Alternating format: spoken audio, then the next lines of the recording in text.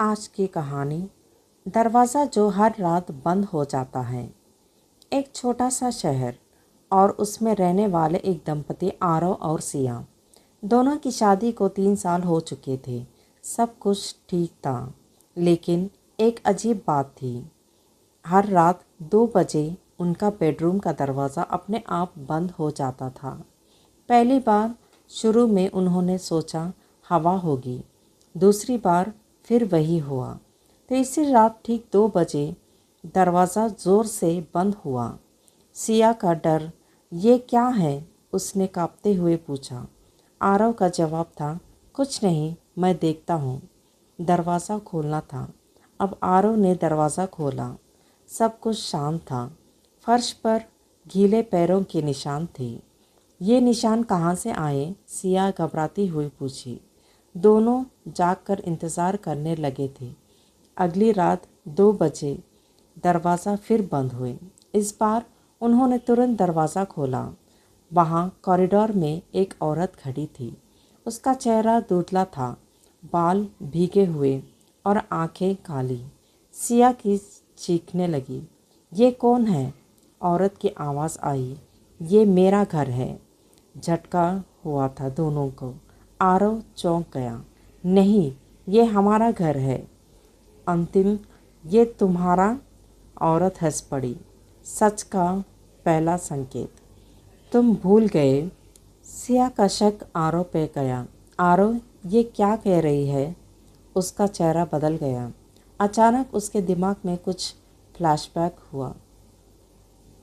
बारिश की रात, एक झगड़ा और सीढ़ियों से गिरती हुई एक औरत।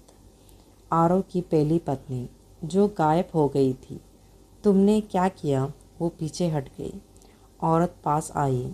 अब मेरी बारी है। लाइट्स बंद हो गए। पूरा घर अंधेरे में डूब गया। और अगली सुबह पड़ोसी घर में आए। सब कुछ सामान्य था। बेडरूम का दरवाज़ा अंदर से बंद था। दरवाज़ा तोड़ना पड़ा। अंदर कोई नहीं था और दीवारें पर 3 गीले पैरों के निशान थे, 2 अंदर और एक बाहर जाता हुआ। आखिरी, कुछ रिश्ते ख़त्म नहीं होते, वो इंतज़ार करते हैं। उस सुबह कमरा खाली मिला था, ना आरव ना सिया, लेकिन दीवार पर बने 3 गीले पैरों के निशान अभी भी वही थे। केस खुला, लेकिन कोई सबूत नहीं मिला। पुलिस जांच शुरू कर दी। घर को बंद कर दिया गया था। रहस्य गहरा था। महीने गुजर गए। एक नया दंपति उस घर में रहने आए, विक्रम और नंदिनी। पहले कुछ दिन सब कुछ ठीक ठाक था। तीसरी रात फिर वही 2 बजे दरवाज़ा बंद हुआ। नंदिनी चौंकते हुए पूछी, ये आवाज़ कहाँ से आ रही? विक्रम हंसते हुए कह रहा है, पुराना घर है ना, इसलिए। लेकिन फर्श पर वही निशान थे। ये मजाक नहीं है। नंदिनी डर गई थी। दोनों जागते रहे। रात 2 बजे दरवाज़ा फिर बंद हुआ। उन्होंने तुरंत खोला। कॉरिडोर में 3 परछाइयाँ खड़ी थी। एक वही भीगी औरत, बाकी 2 आरव और सिया। ये कैसे हो सकता है? विक्रम घबरा गया। औरत की आवाज़, हम अभी भी यही हैं, हमें छोड़ दो। नंदिनी कांपते हुए बोली। सिया की धीमी आवाज़ में, हम भी यही बोले थे। अब समझ में आ गया था डर का सच। ये घर लोगों को छोड़ता नहीं है, उन्हें जोड़ लेता है। कुछ दिनों बाद विक्रम और नंदिनी भी गायब हो गए थे। दरवाज़ा बंद हो गया और सन्नाटा। लेकिन अब दीवारों पर 5 गीले पैरों के निशान थे। कुछ दरवाजे सिर्फ बंद नहीं होते, वो तुम्हें अपने अंदर बंद लेते थे। अब वो घर फिर खाली था, लेकिन वो सच में भी कभी खाली नहीं होता था। पुलिस ने उस घर को सील कर दिया, दरवाजे पर ताला लगा दिया, खिड़कियां बंद।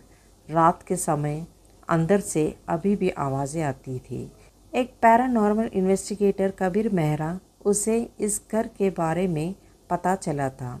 वो एक जिज्ञासा था और उसने फैसला किया, मुझे सच जानना है। वो कैमरा और रिकॉर्डिंग लेकर घर के अंदर गया।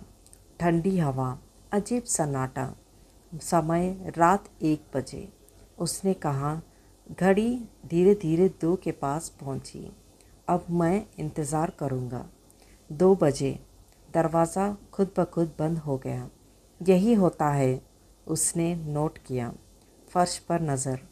अब वहाँ 5 नहीं, छत गीले पैरों के निशान थे। एक नया, उसने फुसफुसाया। कैमरा अपने आप ऑन ऑफ होने लगा। रिकॉर्डर में आवाज़ आई, तुम क्यों आए हो? सच जाने, कबीर ने कहा। हंसी। तो देखो। दीवारें धीरे धीरे बदलने लगी। कोई पर्दा हट रहा था। अंदर की दुनिया। कबीर ने देखा, वो सब लोग दीवार के अंदर फंसे हुए थे। आरव, सिया, विक्रम, नंदिनी और सब कुछ। और बीच में वही पहली औरत। ये घर नहीं, एक कैद है। कबीर का डर था। कबीर का डर। तुम क्या चाहती हो? औरत की आवाज़ आई। जो उसने लिया वो लौटाना। कबीर को समझ में आ गया, ये सब आरव के पाप का नतीजा है। हाथ दीवार से बाहर आए और कबीर को पकड़ लिया। नहीं, वो चिल्लाया। अगली सुबह घर फिर शांत था, लेकिन दीवार पर अब 7 गीले पैरों के निशान थे। अब आखिरी कुछ सच्चाइयाँ जानने के लिए नहीं है, बस छुपाने के लिए होती है। अब उस घर के बारे में कोई बात नहीं करता था। लोग रास्ता बदल लेते थे और बच्चे तक उस गली में नहीं जाते थे। कुछ कहानियाँ दबाने से ख़त्म नहीं होती। एक महिला पत्रकार मीरा, उसे रहस्यमय घटनाओं पर रिपोर्ट बनानी थी, घर की कहानियाँ सुनना। जब उसने इस घर के बारे में सुना, उसने तय किया, ये मेरी अगली स्टोरी है। लोगों ने रोका, वो मानने को तैयार नहीं थी।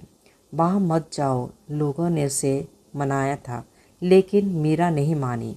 वो कैमरा लेकर घर के अंदर गई।